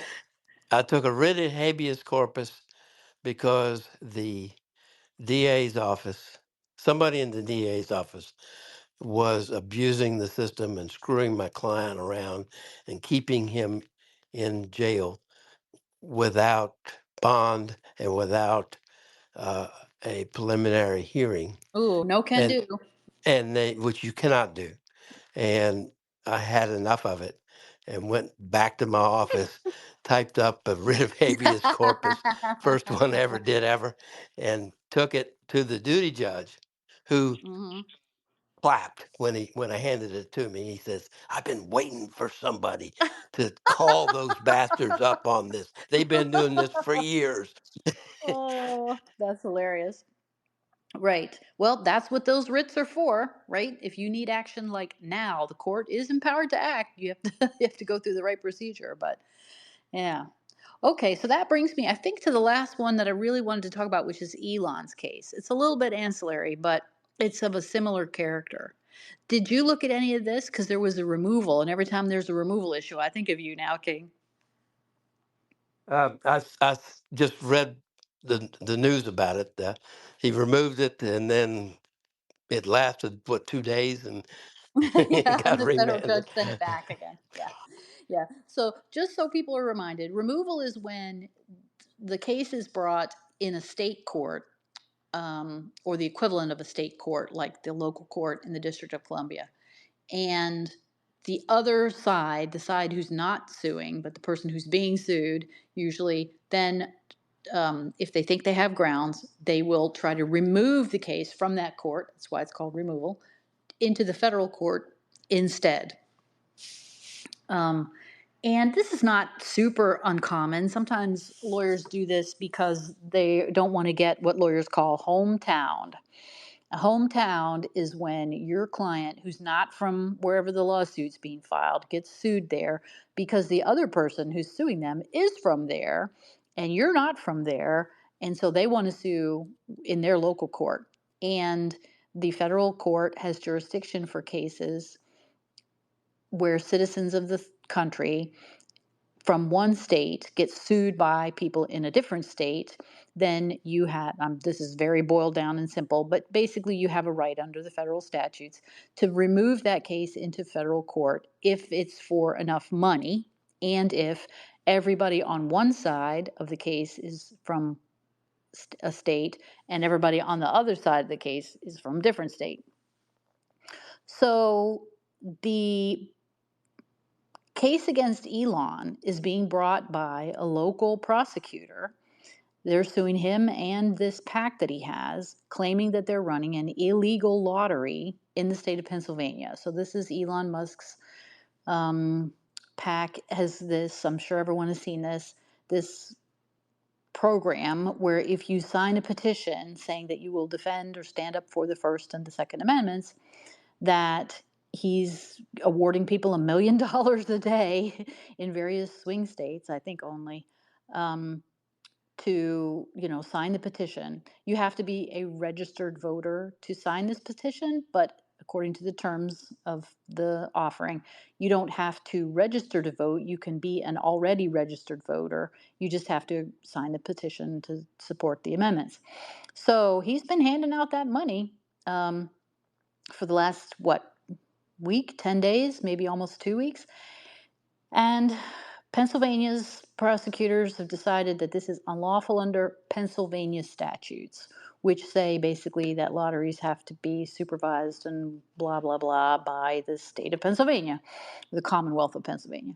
So Elon's lawyers tried to pull that case into the federal district court on this removal procedure. And the federal court held a hearing, I think, and he definitely took pleadings on an emergency motion to dismiss. Removal is supposed to be a relatively fast procedure, right? And so the federal judge found that there was no federal basis for moving the case from state court to federal court. So there's no diversity. This diversity is what lawyers call this idea I was just describing about you're from one state and I'm from a different state and we're suing one another. The legal terminology for that is diversity. And because it's diversity, we're in diverse jurisdictions. I'm from Virginia and you're from Louisiana. And so that's a different use of the word diversity than what we normally hear, but that's what lawyers call it. And so they said there is no such diversity because in that case, because even though Elon's not from Pennsylvania, I don't think, the rules and case precedents say that a state is not a person and the diversity rules apply to people. So there was no federal jurisdiction on that basis. And then this is the more interesting issue, and King, I wanted your opinion on this. They also said there was no federal question. So the federal courts have jurisdiction over diversity cases, but also over cases where there's a federal question, which means something in the case, usually a claim, but it can sometimes be a defense, arises under the laws of the United States. So, Constitution, statute, federal regulation, so agency action, blah, blah, blah.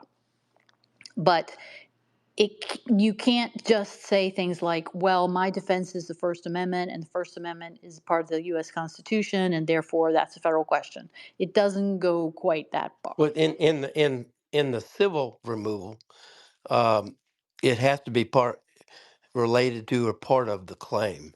The It claim, cannot correct. be Yeah, simply and solely a defense. So if right. you've got On a the criminal federal side, defense, it can be. you in Mm-hmm. a civil case you cannot remove it. Right. You have to raise your federal law defense in the state Right. court. Yeah. Right. Correct.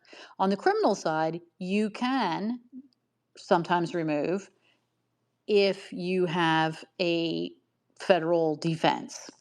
Now, we've seen this most recently for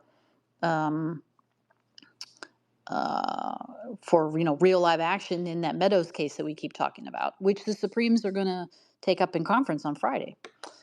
Whether or not the federal officials or former federal officials involved in the whole January 6th prosecution down in Fulton County, Georgia, whether they can instead have their case moved to federal court. And Mark Meadows is trying to do that, and Jeff Clark is trying to do that, and not so far, not successfully. And that case has come up to the Supreme Court, at least for Meadows.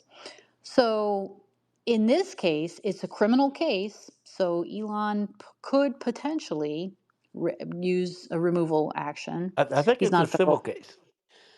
It could be a criminal, but it's It's filed as a it's civil case. it's civil enforcement, Right. right? Exactly. But I'm sorry, you're right. I misspoke there. But it's being brought by their um, like local. Um, what would you call him? Sort of like district attorney, but in a civil sense, Yeah. right? What's weird is that in their opposition to the removal, they cite the Pennsylvania criminal statute um, as to when a lottery is unlawful in Pennsylvania. So this case sort of has the feel to me of like they're trying to have it both ways, right?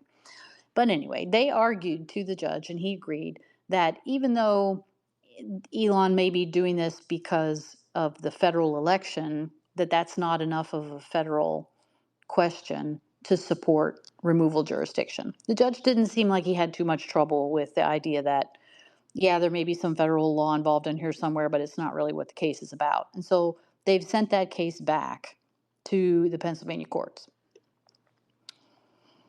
I I have a. I don't know if this has not been reported, and I have not read enough of about the case to know. But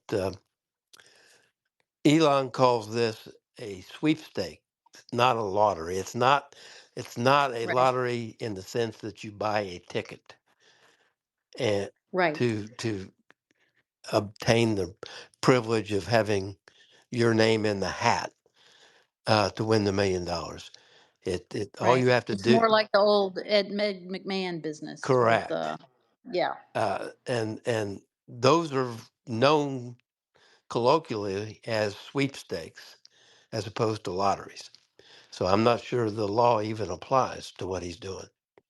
And I was looking at these Pennsylvania statutes today, and I'm not super sure about it either, because I agree with you. I'm not sure he's running a lottery in the sense of that word as it's understood based on the statutes they're citing. So, but what I couldn't get a hold of was a copy of the actual complaint in state court yet. I don't know if that docket's not available publicly, or I just haven't figured out exactly how to access that yet. I'll see if I can get it, but I was trying to get it through the removal process because that seemed like it would be easier.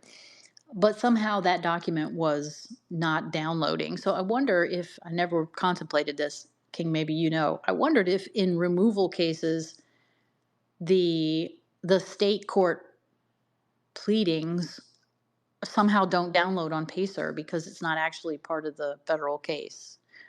Or it could have been, I suppose, that Pacer was just glitching, but that's the first time I've run into that problem. You have when you file your removal, you have to attach the state court Right. And it pleading. shows on the docket Yeah, as an attachment to the it, removal it- case, but it wouldn't download. yeah. Well, there's a glitch somehow because it'll be up there sooner or later, I suspect. Right.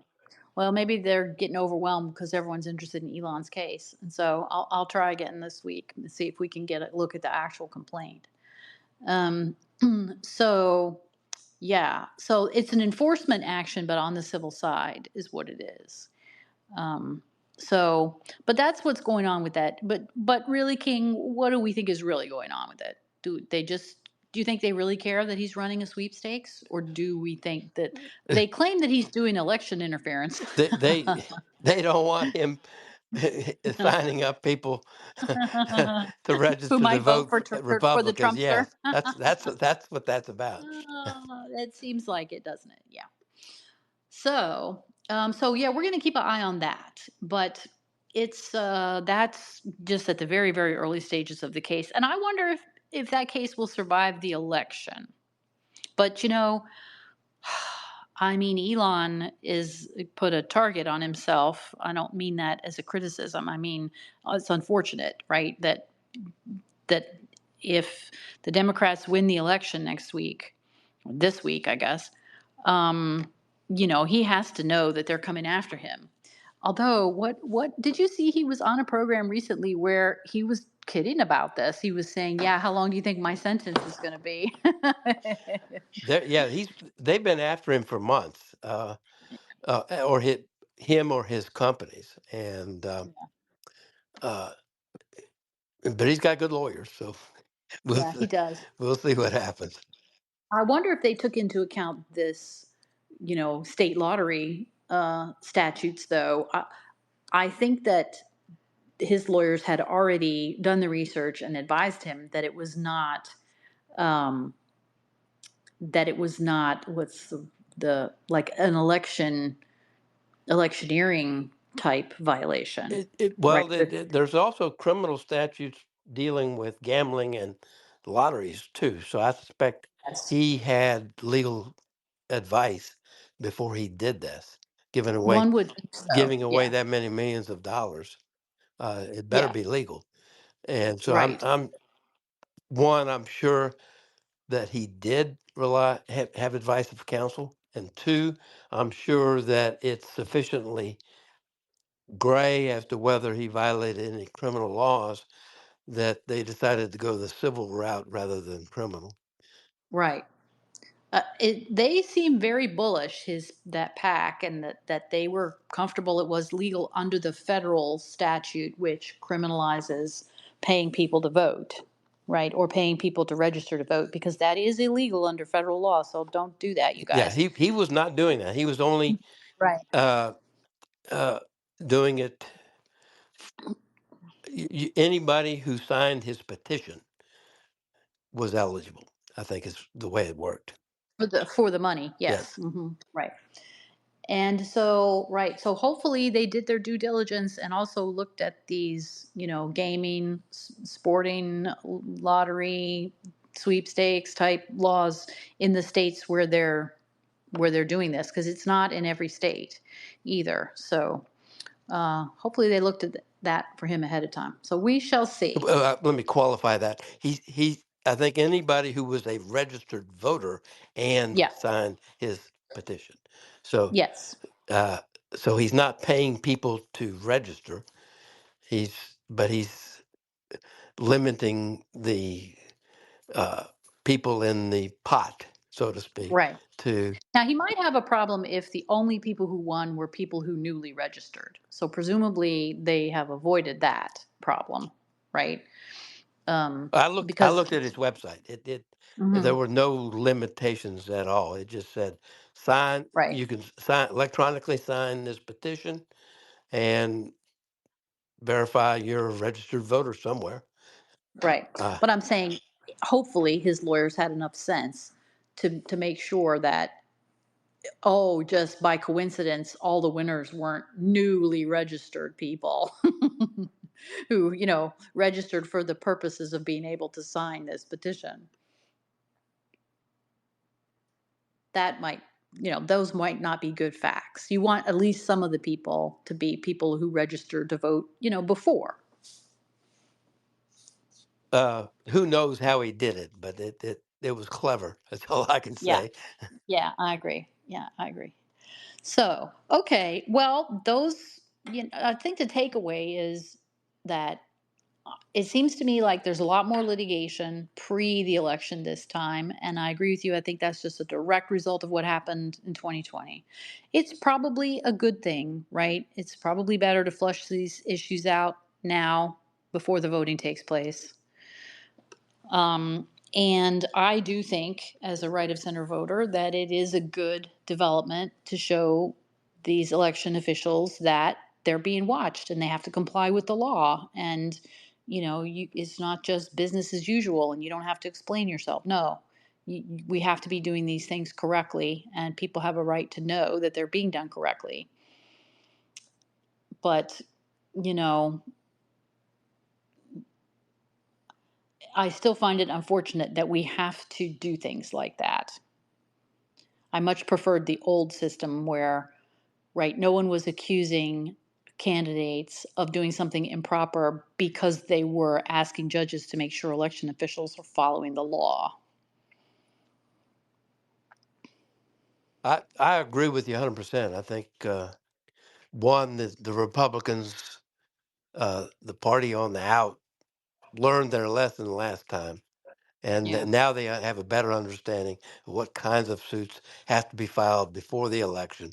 Cannot wait until after, uh, because they won't work after, and they might work right. before.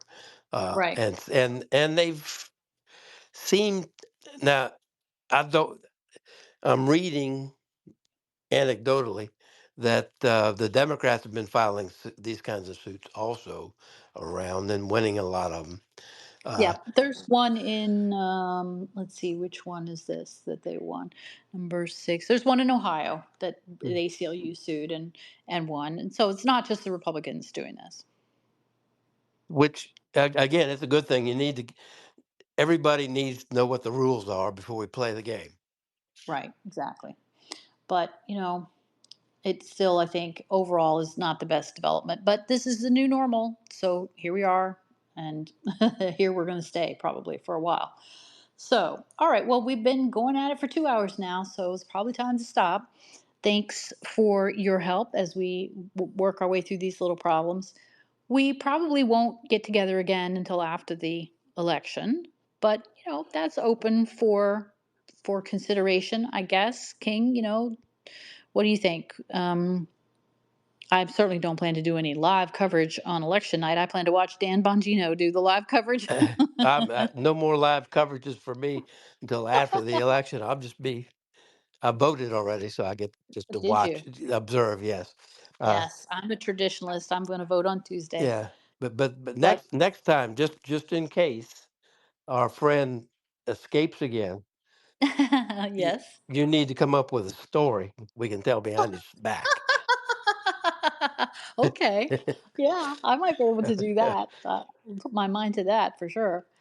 Um, well, we are going to talk about Meadows' case. Maybe the Supremes will say on Friday. Actually, it'll be Monday, I think. Even if they do agree to take it, I don't think we'll find out until the orders list comes out Monday morning. So, so next week we will probably be talking about that case, the removal. So we'll have to brush up on that. And then there's a whole host of other things I've got on my list for us to talk about as we go along.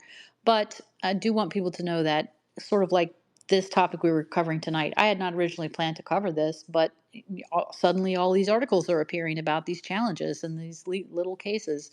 So I thought it would be interesting to talk about these. So if something else of similar interest comes along, we will definitely be interested in talking about it. And then maybe depending upon how things go Tuesday and Wednesday, maybe we could talk one day later this week. King, what do you think? Yeah, that'd be fine. Yeah. Okay. All right. Well, then I will say good night to everyone and we will talk to you next time. Okay, and